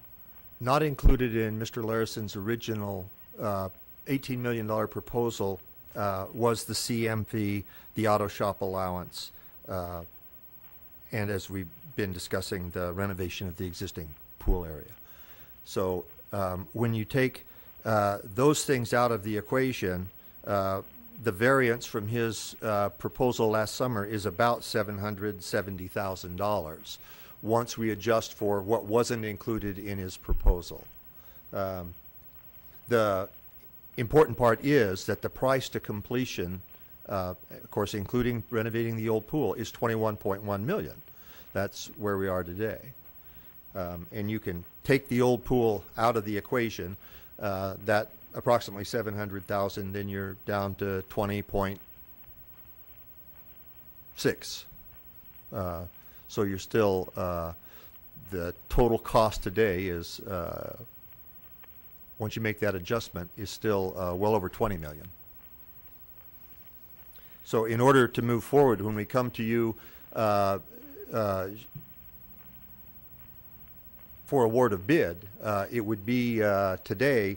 Actually, the awards, I want to explain, would be a little more than the $21.1 million, because we have already done work with some of what was bid from those trades to reduce their numbers, and that would be taken care of as a deductive change order at the time the contract is issued.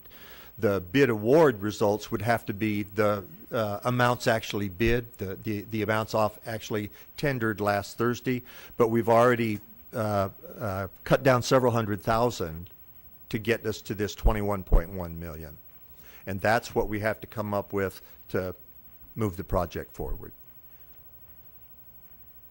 And I still have some confusion about the CM and the auto shop allowance. I thought that was part of the 18 million, but again, I'd have to check the minutes to be sure of that.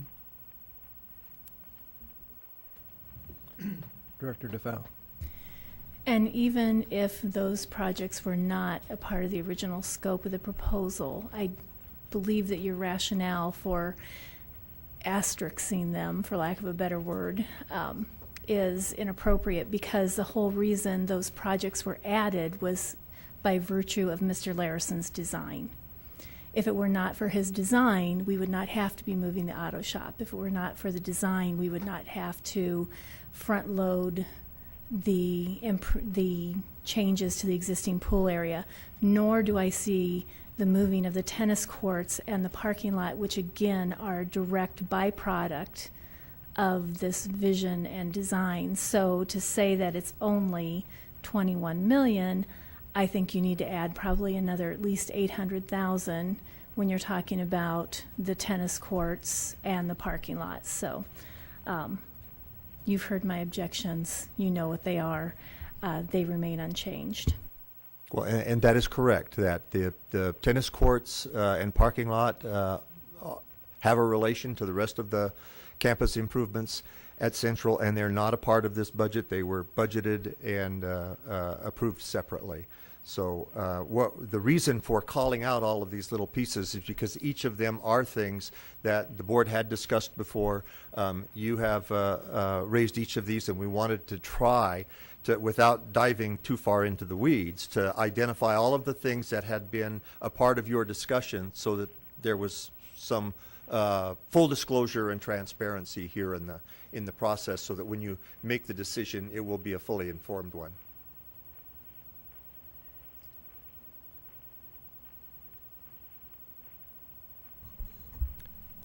Director Johansson.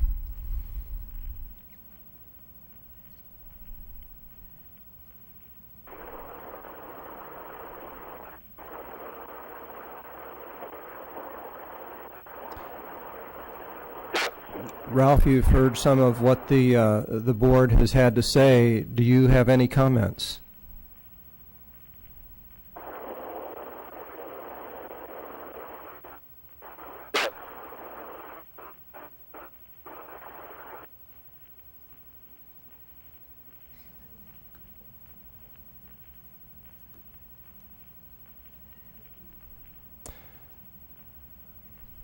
Okay, Ralph, we're not hearing you. I don't know if you're transmitting or not, but we're not hearing you at all at this point. Well, it's just, you got to remember that every time I say something, then I have to mute and increase my level so I can hear what's being said. So there's going to be a lot of pauses, and especially if I'm not sure if I'm recognized, then I won't say anything. And I go back to mute. So, are you recognizing me right now? You have the floor. So I'll try to do this. I'm going to try to speak, but the thing, give me a couple seconds to get the sound back up and my mute on before you answer. So a couple of things. And I'm at a little bit of a disadvantage because I'm focusing, or at least partly on driving, but I'm trying to focus on what we're discussing here. And we can look at the details, but I guess similar to the superintendent, a couple things that confuse me. One is I thought that the changes, the original small changes to the auto class I thought were included in the original estimate, and I thought that the original estimate had a few million dollars, that 18 million had a few million dollars of contingency. Could you talk on that for a minute?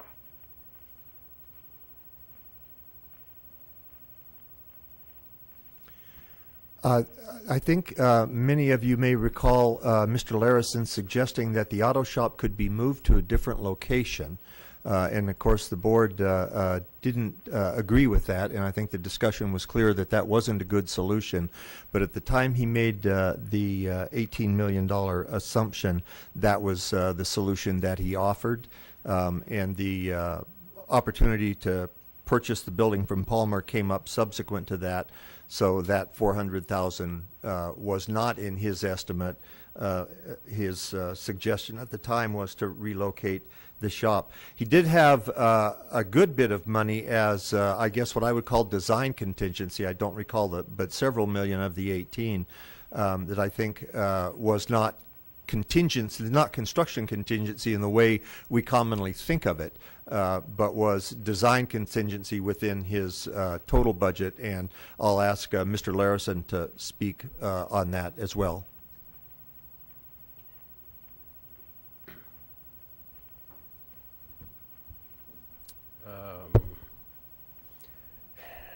There was a contingency in my estimate, and there's some confusion because we gave a confidential document that was not accepted, and that's somewhat different than the unsolicited proposal that you received and accepted on July 22nd.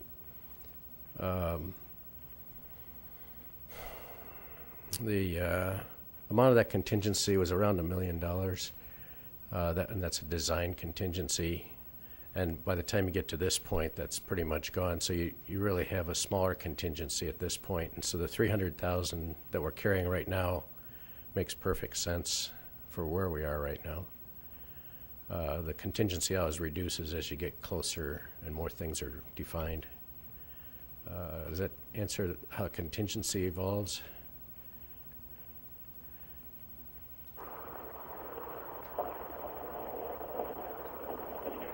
Yes, that's fine on that. I have another question about the CM, because I want to talk about CM and then I want to talk about the total project cost.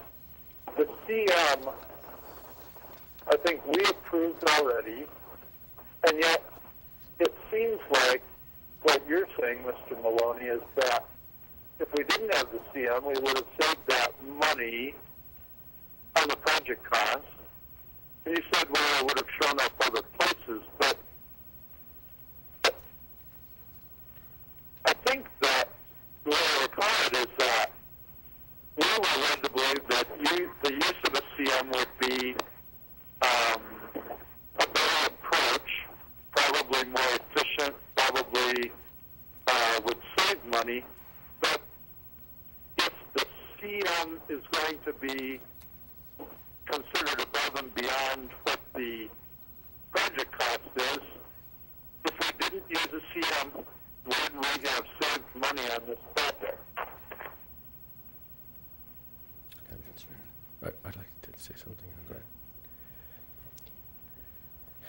that. The way this was broken down, the CM is part of the project cost, and that's part of the $21 million. But in an effort to compare it to the $18 million that I proposed, and reading from my proposal, the $18 million includes the cost of the work, the construction, the design work, and a contingency. And that's the exact wording of this is my proposal that I made to you. At the time, you folks were in the process of interviewing CMs and doing a different process where you were contracting the CM, which is part of the work, but it wasn't part of the $18 million that I had estimated for you. And that's clear in the proposal.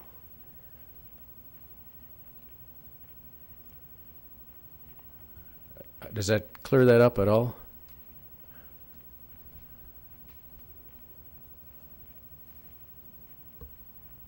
Ralph, did you hear the conversation?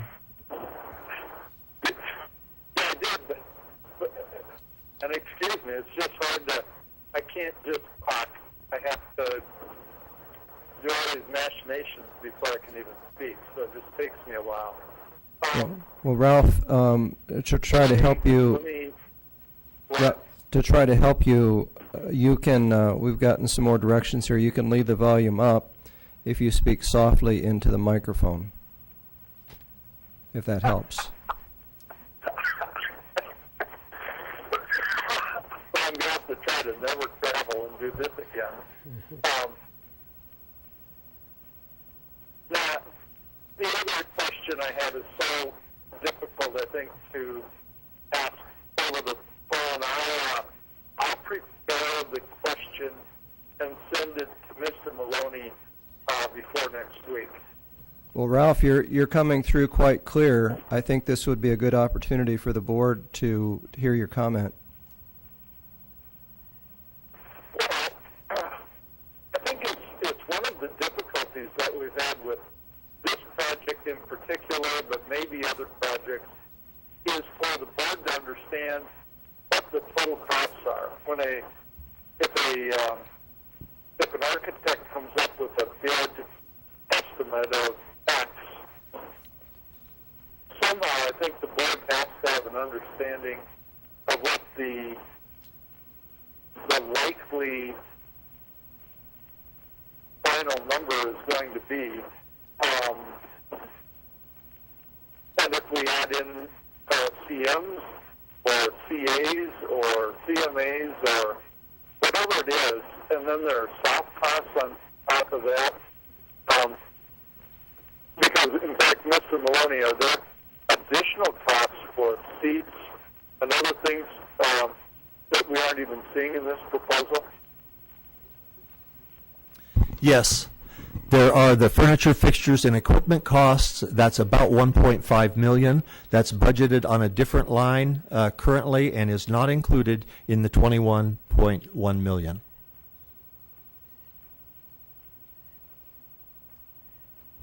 Are there any other costs on any other lines that we aren't sure of or aware of? Well, there are. I'll give you a moment.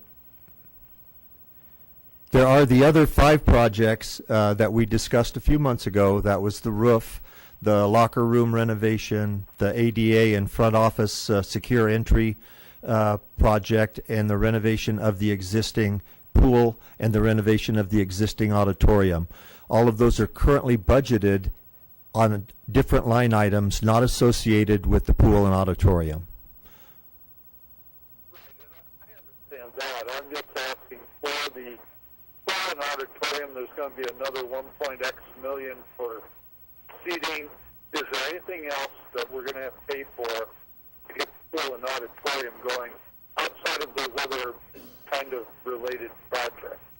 No, there is not. And perhaps if I were to recap each of those individual projects that currently budgeted at different lines for the board, and this one, include the tennis court and parking lot, everything the last year and this year associated with anything to do with Central, you could get a picture of the grand total of all of these different pieces. The pool and auditorium has been at one line item, the roof at another, the ADA secure entry at another, the tennis court and parking lot at another.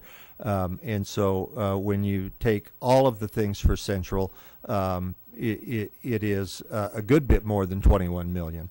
And perhaps a recap of each of those projects and when they were before the board for discussion and so forth would help to give you a sense of what the grand total is. And that's something I could do very, very readily. The last question I have is on the renovation of the old pool. How useful is that area going to be when you're done with it?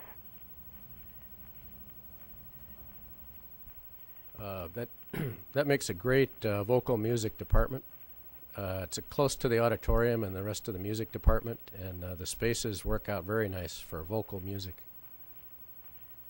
But is that all it is space? Is it, I mean, that's a pretty big space to just have a space. The pool gets filled in, and then there are some offices and currently 3 classroom spaces, distinct classroom spaces for the entire vocal music department. A total of about 8 rooms would go into the area that's currently the pool. Okay, that's all I got. Thank you, Director Johansson. Any further board comments? Director Snyder. I've got one question, and I think it's kind of the question that Director Johansson was aiming at that really didn't get answered. Typically, you have a CMA to help the job site flow to, in the end, reduce, costs because everything seems to flow a little bit smoother. So, with this project in mind, it seems like the $1.2 million for the CMA fees, how much of that came into play with this budget? I mean, are we just throwing $1.2 million at a CMA? What would the bid have looked like if we didn't have a CMA? How much of that was taken into consideration? My judgment is that the bid would have been approximately the CMA fee higher because all of those same expenses would be included in the general contractor's fee. Okay. What you don't have in that is the general contractor's involvement during the design process to say, gee, it would be less expensive if you would do it this way. Okay, thank you.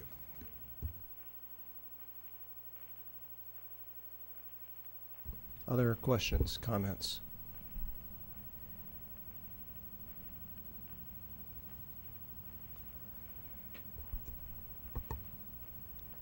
Well, I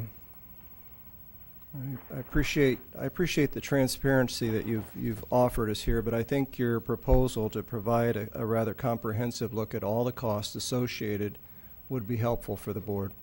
I agree, and I'm just wondering for the board. I mean, this is a situation where we've had 2 run-ups in costs beyond what we certainly expected, and I wonder if there's a place perhaps for an ad hoc committee to study how we can prevent this from happening again. Director or Dr. Tate, milestones for the future leading up to this as an action item? This particular project, we'll ask you to approve the bid packages on this coming Monday. And then once that's done, we should be on our way and we can put some shovels in the ground, have a ceremony, and get cracking, unless you got something.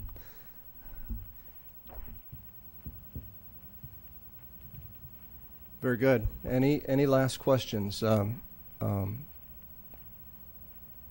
Director or President Johansson? No. Okay. Very good. Thank you very much for the presentation. Mr. Davidson, thank you for coming. Appreciate it. I will say just in closing that I did go to the Hilltop annual meeting over at Greatest Grains last week, and Mr. McKissick was there to present what was happening there on the Central Campus, and folks were very excited about that addition to Central Campus and what it means for the Hilltop community. Very well received. Thank you very much. Next up is administrative reports. Dr. Tate. None tonight. And board requests. Are there any board requests? Seeing none, the business of the Davenport Community School District Board of Directors is completed. I'd ask for a motion to adjourn. Second? Second. All those in favor say aye. Aye. Opposed? This meeting is adjourned.